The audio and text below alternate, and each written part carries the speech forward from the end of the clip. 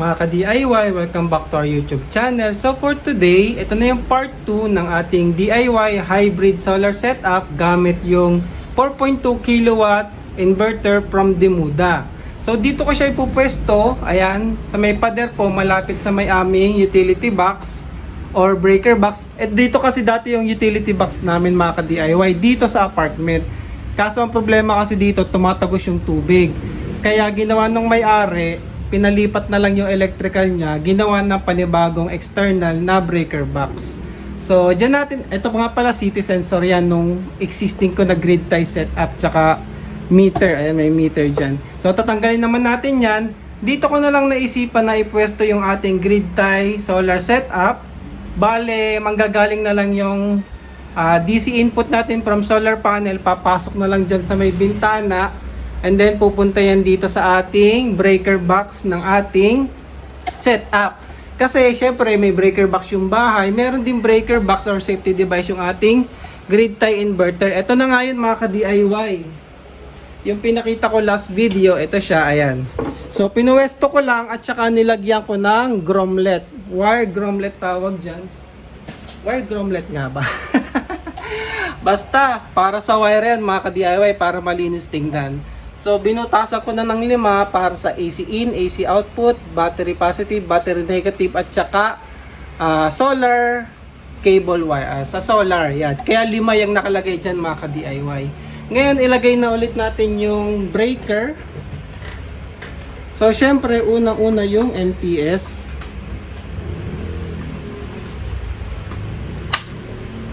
Ayan, MPS, AC breaker. Tapos sumunod ni AC breaker is yung ating AC SPD.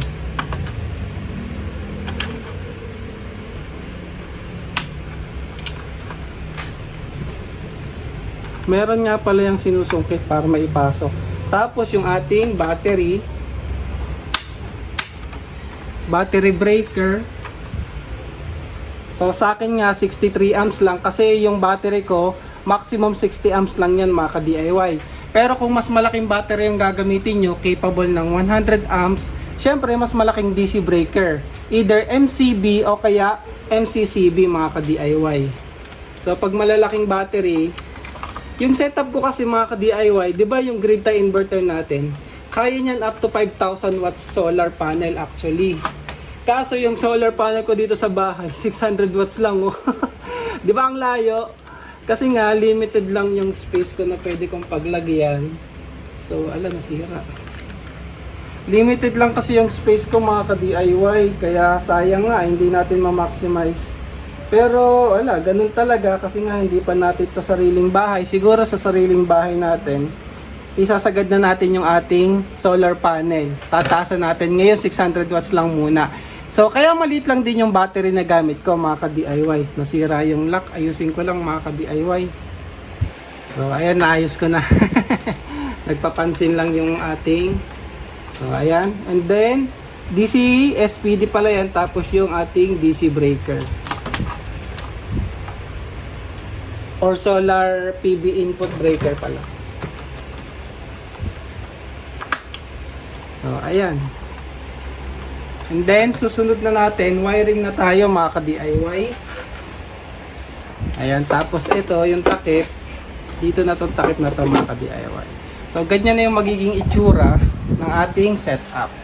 So, may butas pala dito. Pupunta ako dito, maglalagay na lang tayo ng molding. Either molding, PVC tube, o kaya kung ano pang gusto nyong gamitin na dadaanan ng wire. Tapos paakyat mga ka-DIY, doon ko na lang idudugtong papasok dito sa breaker para sa AC input at AC output. Pati yung solar, dyan ko na rin papadaanin. Then papasok dito mga ka-DIY. Ngayon i-wire ko muna is yung AC. Mga ka-DIY, para sa ating AC wiring, ang ginamit ko palang wire dito ay AW THTN number 12. Pero kung dahil nga maliit lang naman yung load ko mga ka-DIY, less than 2,000 watts yung peak power usage ko dito sa bahay. Pero kung medyo mataas yung konsumo nyo at sasagarin nyo yung 4.2 kilowatt, mas maganda gamitin nyo AWG 10 kasi mas mataas yung current na kaya nun. So sa akin, para sa setup ko, okay na po itong AWG12. So ngayon, wiringan natin una yung output ng ating inverter. So ito po yun, meron tayong L, out, N. So yung L, live, tsaka neutral, since dito sa Taguig, sa Manila, LL naman po. So wala na pong bearing yung wire, kaya ang ginamit ko, parehas na lang na black mga ka-DIY. Pero kung sa probinsya, meron kayong live tsaka neutral, ang live po ay red, ay dapat pala ang ginamit ko red tsaka black kasi live. Since wala akong red, black lang yung available, dalawang black na lang po yung gagamitin ko. Pero kapag sa probinsya, yung live po ay black, tapos yung neutral ay white, tapos grounding ay green. So mag-connect tayo dito ng dalawang wire, tapos dito sa gitna ito yung ground, tapos ito naman yung AC input natin, dalawang wire din. So unahin muna natin yung AC output ng inverter mga ka-DIY. So maganda yung ano, no, kayang higpitan ng todo kasi makapal yung ano niya, terminal. Mukhang solid na solid. Tapos pag hinigpitan no ganyan, hatakin nyo ha, para sure na mahigpit. And then ayan, ikakabit na natin ito sa input ng ating breaker. So ito po yung wire na yun mga ka-DIY. Ito to, yan.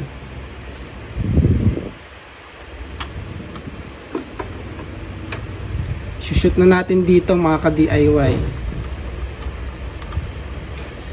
Kaso syempre yung connection natin dito, 'di ba? Dapat merong parallel papunta naman sa SPD. Ito 'yon yung ginagawa natin ay ito mga ka-DIY, yung output ay hindi. Ito, yung output ng ating inverter pupunta sa AC breaker, tapos may nakaparallel na SPD. So ito yung SPD, ayan, ikabit natin. So nilagyan ko na ng wire. Ayan, ipaparallel lang natin dito. So maluwag naman 'to eh. Ayan, oh. So ganyan mga ka-DIY, tapos hihigpitan natin ng todo 'yan. Para siguradong walang loose connection. Loose connection po yung pinagsisimula ng sunog kasi umiinit 'yun mga ka-DIY. Kaya make sure na wala tayong loose connection.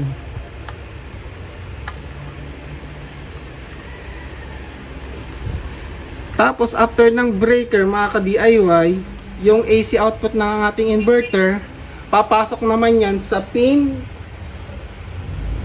4 tsaka 8 ng ating MTS. Dito, 4 and 8. Yung 4 and 8, yun kasi yung normal. Ito, nilagyan ko na ng label para hindi na ako malito.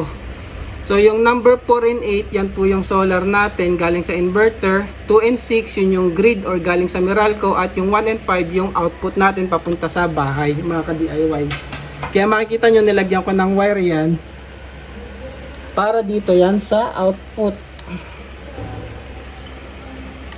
Yan, ganyan siya mga ka-DIY. Kita nyo ba?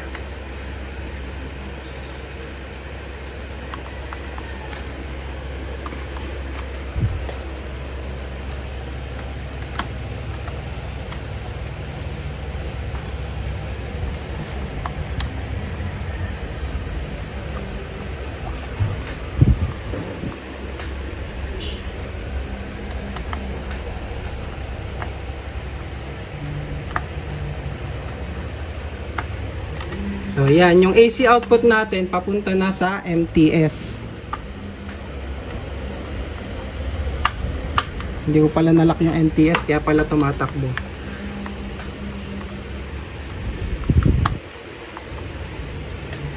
So ayan, tapos na yung AC output wire natin galing sa inverter.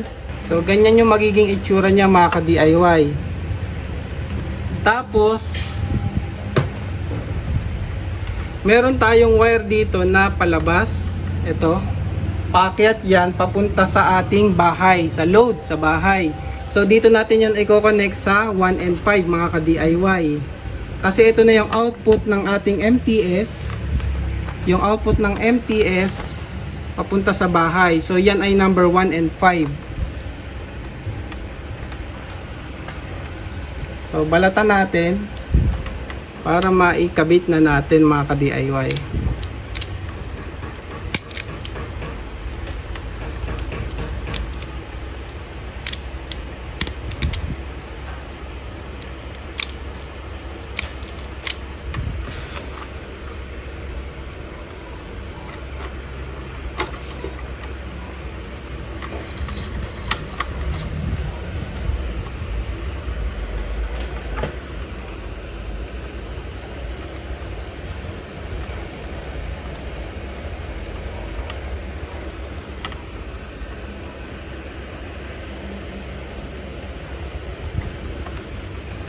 Mamaya i-double check ko na lang yung higpit nito ha. Pinapakita ko lang muna sa inyo. Mamaya higpitan ko na lang ulit.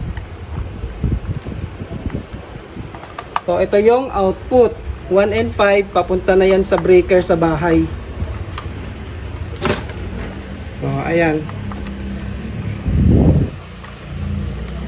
Tapos ito naman, itong wire na to, kung nakikita nyo yung AC input ng ating inverter. So ikabit naman natin yung AC input.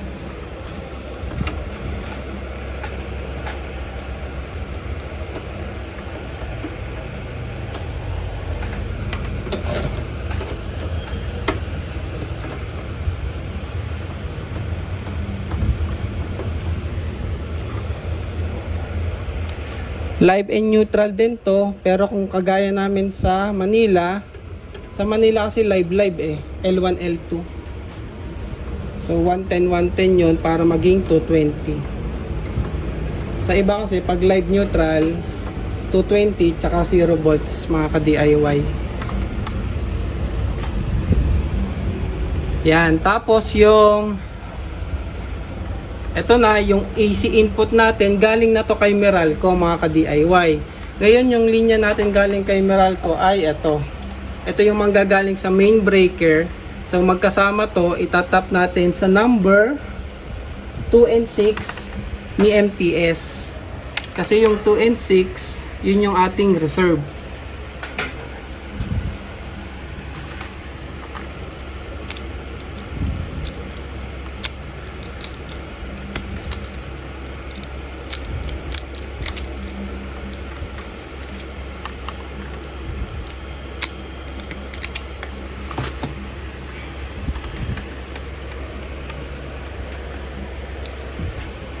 2 and 6. Medyo mahirap lang ikabit mga ka-DIY, pero tanggalin ko na lang siguro muna. Basta sa 2 and 6 yan na. Mahirap kasi mag-wire kapag nakakabit na sa pader, pero kung pwede nyong gawin ng nasa sahig or nasa floor pa yung wiring, mas madali yun mga ka-DIY.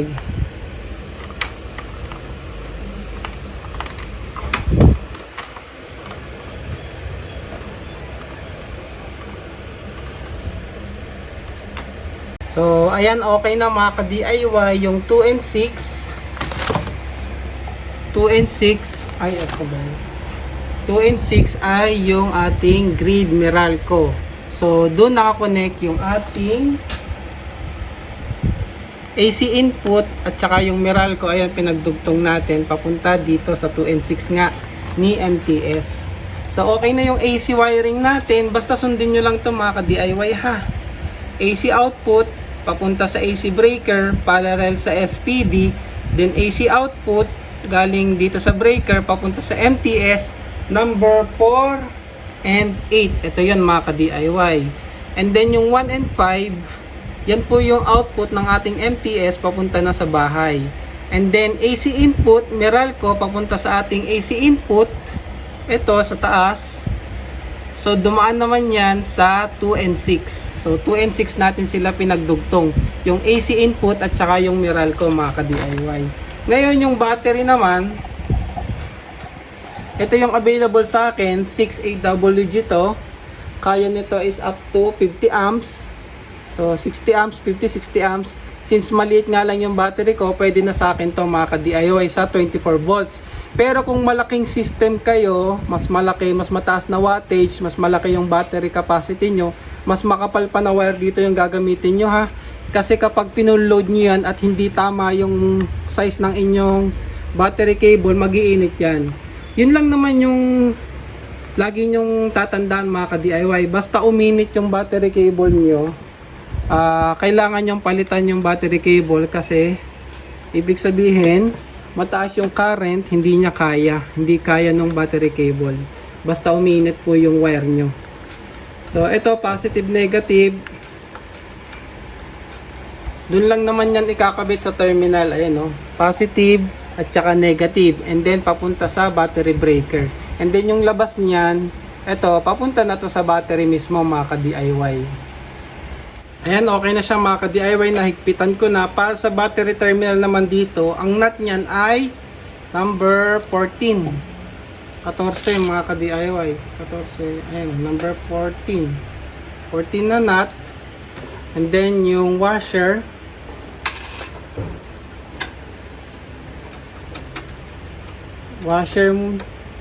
And then saka yung lock nut.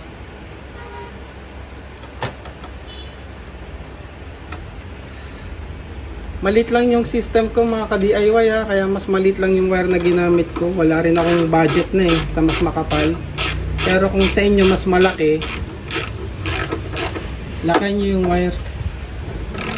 Kasi mag-iinit yan kapag kulang yung size ng wire. So ayan, higpitan lang natin. Ayan, goods na yan mga ka-DIY. So next natin ay PB input na lang. So dito yung ating PB input, tsaka dito sa SPD niya at DC breaker. Mga ka-DIY, para naman sa ating PB input wire, ang ginamit ko ay AWG 12 ulit. So sapat naman na yung 12 para sa current na i-handle niya. So dito yung positive, dito yung negative. Tapos sigpitan lang ulit natin ng mabuti. I-full test nyo lang lagi ha, full test, yung hahatakin nyo siya para sigurado na may contact. Minsan kasi akala mo shoot na, hindi pala, tapos hinigpitan mo tas wala pala.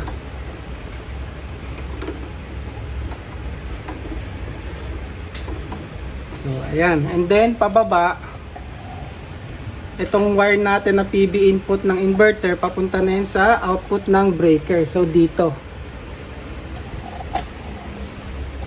mga ka-DIY. Tapos yung solar panel input natin ay dito sa taas na nakaparallel yung ating SPD, DC SPD. So dito sila ni solar panel, dito papasok. Since wala pa yung wire ko para sa solar panel, i-extend ko kasi galing sa labas. Susunod na lang natin yan mga ka-DIY. Temporary muna, i-shoot na natin to. Pero dito natin ilalagay yung solar panel galing sa labas sa ating DC breaker input. Tapos parallel sila ni SPD. So yun yung wala pa natin, no? Yung ating grounding wire, grounding pati yung dito sa inverter. And then yung input ng solar dito sa taas. Tapos ito yung output ng breaker papunta sa inverter. So ikabit na rin natin to. Malaking tulong yung may wire stripper kayo. Ang dali. Ang dali magbalat. So may polarity pala to ha, positive, negative. Ayan no, positive, negative. So sa baba, kung ano yung taas, yun din yung baba.